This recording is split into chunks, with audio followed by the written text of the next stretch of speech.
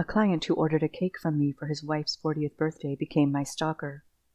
A couple months ago, I got an email through my website. I own a small business called Caitlin's Cakes, inquiring about a cake. The subject line read, "Cake order for my wife's 40th birthday." The email was normal enough. Kevin wanted a large chocolate heart-shaped cake with vintage piping and caramel filling. He mentioned his wife was subbed to me on YouTube and loved my work. It made me smile to see a man putting so much thought into his wife's cake. He really seemed to know what she'd like and cared about this being a perfect part of her birthday. I was used to women ordering cakes for their kids or parents, and of course their weddings, but it was a bit more unusual for men to order cakes. I replied to his email. "Hi Kevin, thanks so much for reaching out. I'd love to make the cake for her birthday. Do you have a preferred date for pickup or delivery?" His reply came minutes later, March 12th. My usual timeline was that I'd make the cake 2 days prior to delivery so it had plenty of time to fully chill and decorate it the day before. I sent over the invoice and he paid it within minutes. "That dude paid already," I told Summer, my wife. "He must really want the cake," she replied with a smile. "Big occasion?" "His wife is turning 40. He didn't tell me her name, though." "I guess just write happy birthday," Summer said. I shrugged and agreed and went back to answering other order inquiries. 3 days had passed when Kevin's name popped up again. I was making 200 cookies for a baby shower, and the email, ding, gave me a welcome break from icing. I opened the email to see an invitation from Kevin to his wife's birthday party. I stared at it. I had never met Kevin or his wife, so I was instantly uncomfortable, but I remembered that his wife, who I now knew from the invite, was named Marissa, was a fan of mine from YouTube. I didn't know how to respond, and it occurred to me it could have even been a mistake, so I just didn't reply to it at all, and went back to decorating the cookies. 2 days later, another email from Kevin appeared. "Hey, wanted to make sure you got the invite. It wouldn't feel right without you there. The cake will be the evening centerpiece. I hope you'll stay to see the reactions." It wouldn't feel right without you there? That was strange. I called Summer, told her what he'd said, and that the invite was serious and not a mistake. "That's really weird. All you can do is politely decline and ignore future emails." "Yeah, I guess. If he's making you uncomfortable, I'll deliver it for you."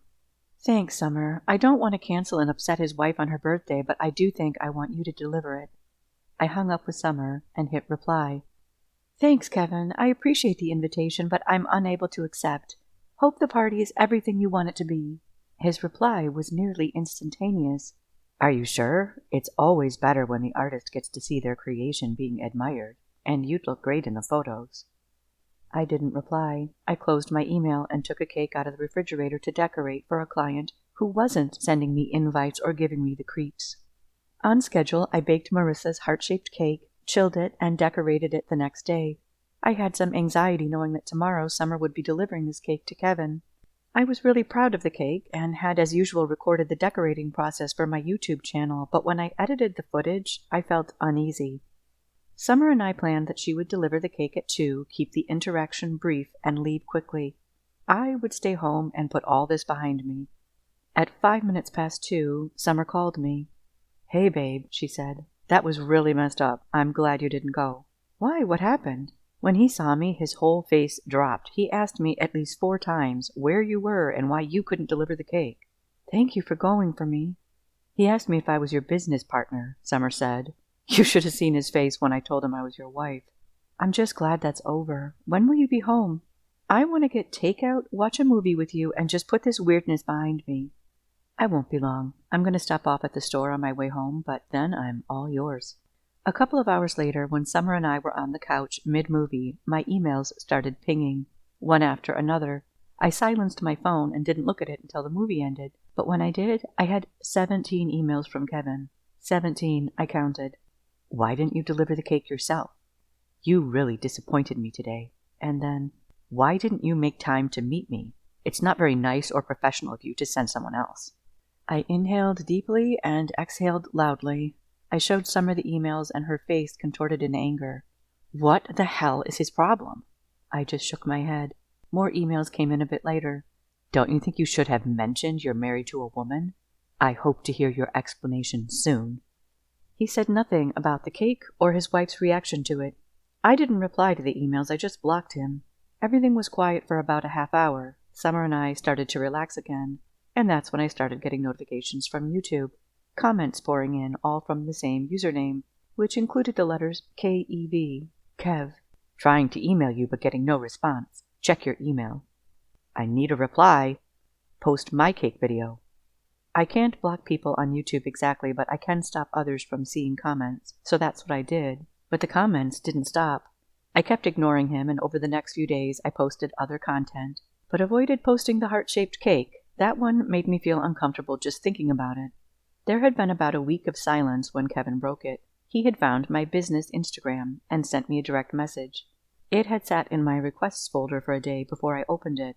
He's not just weird, he's angry. Like I rejected something he imagined we had, I told Summer. She pulled me into a hug. Look, we can report him. You've got plenty of receipts. We'll file a report if he doesn't stop. I glanced at Kevin's messages again a bit later and saw he had sent a photo. There on the screen was a photo of my house. Oh my God! I showed the screen to Summer. Okay, we're going to make a report right now, she said. I agreed, but I had a sinking feeling like nothing would stop him. I couldn't believe what was happening. This is something you hear stories about, but it's not something I ever imagined would happen to me. Summer and I filed for a temporary restraining order, and it was granted. Kevin was served the same day, and for a few hours there was blissful silence. But it didn't make me feel safe. It made me anxious. I closed all the blinds and curtains in the house, and checked all the locks. I had gone from thinking what a nice guy Kevin was, for caring so much about his wife, to being scared of him.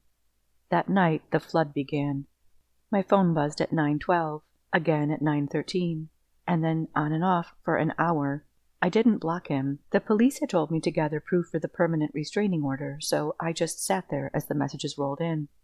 Dozens of them, each one a strange mix of pleading, anger, and obsession. You owe me an explanation. I made you part of my story. I saw your photo and I knew we'd get along. Why won't you give me a chance? If you experienced a real man like me, you'd leave your wife. I can make you happier than she can. Every word felt like a threat. I knew what he meant. I'd heard similar from men before who wouldn't accept my sexuality. Kevin thought if I just gave him the chance he wanted, he could change who I am. I wanted to scream at him. I wanted to text back, but I knew not to. Summer took the phone, turned it to silent, and wrapped me in her arms. After that explosion, things went quiet for a few weeks. I baked and smiled for customers. I posted on social media again. I felt myself easing back into normalcy. Maybe he had finally gotten the hint. And where was his wife in all this? Did she even know what he was doing? I was able to let it go as time passed. I stopped asking myself questions and just got back to work and life. That was until the messages started arriving. They came in disguised as cake inquiries. Different names, but the tone was recognizable. Too personal, too intense, too familiar. Do you deliver the cakes yourself? My wife loves your content and would love to meet you. He's at it again? Summer asked. I nodded silently. She crossed her arms. That's enough. We're calling the police tomorrow. You've got enough evidence now. I hesitated. What if they say it's not? He's broken the terms of the restraining order more than once, she said. It's time we stop sitting around waiting for him to do more and take action. 3 days later, I got a call from the police, and this is where my level of fear really escalated. There was no wife. Marissa didn't exist. Kevin had admitted to seeing my videos online, and in his words, he knew we should be together. So he made up a story, made up a wife, and ordered a cake just to meet me. He hoped I would deliver the cake to his house and he'd invite me in. He had imagined, according to the police, a whole scenario where we'd talk and fall in love. My jaw felt painfully tight from clenching it as I listened. And then I asked what the police could do to help me. It's mostly digital, ma'am, the officer said. We can flag it, but unless there's a threat of violence or trespassing, it's tough to escalate. Summer's face had flushed red, and she tapped the speaker button on my phone. He lied about having a wife. He's stalking her through fake names. The officer sighed. I know, I get it, but legally, until he crosses a physical line. I wanted to scream, but instead I started to cry. A week later, I opened my bakery and noticed something was off. The rear door lock was scratched. Not broken, but tampered with. Once inside, I slowly walked around the bakery and found a folded piece of paper on the prep table. No envelope, just white paper written in neat black ink. You shouldn't have done that, it read. My hand trembled. I turned the paper over. On the back was a printed photo, the cake I had made for the fictional Marissa's birthday. except this version had been edited. My face and Summer's face were photoshopped over the decorations, and her face had a big black X across it in marker. I called 911 immediately, asking for a welfare check just to get a cop at our house. And later I gave the police the security footage and the note. Things had gotten past a certain point, and I had gone from being scared and feeling helpless to now being absolutely infuriated. "I'm not running from him," I told Summer. "This is my space. It's my kitchen." That same day, we installed more cameras and paid a locksmith an exorbitant amount to have deadbolts installed to all the doors at my bakery and our house. That night, a figure wearing all black turned up at the bakery. Kevin, as I assume it was, used a spray paint can to graffiti a huge red heart across the bakery's front window. The police eventually arrested Kevin. He had no criminal record, but when they spoke to him, it all came pouring out. He had been obsessed with me for months, and he was so wrapped up in his own story. He just admitted everything he'd done to the police like it was all understandable behavior and no one would blame him for it. I never heard from Kevin after his arrest. I got to testify in court and deny every lie and fantasy he had concocted in his mind about me to his face. After that, I took a couple of weeks off and let the staff at the bakery take over so I could mentally recover. Summer and I went on a vacation, and it was very needed. I never would have thought making cakes and posting them online would end up the way it did. I've stopped showing my face in my videos, and I removed my photo from the website. My brother now delivers most of our custom orders, and Summer handles the emails. I just bake and decorate, which is what I always wanted to do. If you enjoyed this reading, please hit like and subscribe so you don't miss future stories. We'd love to hear from you in the comments. This has been Tales by Rachel, where we breathe life into every story.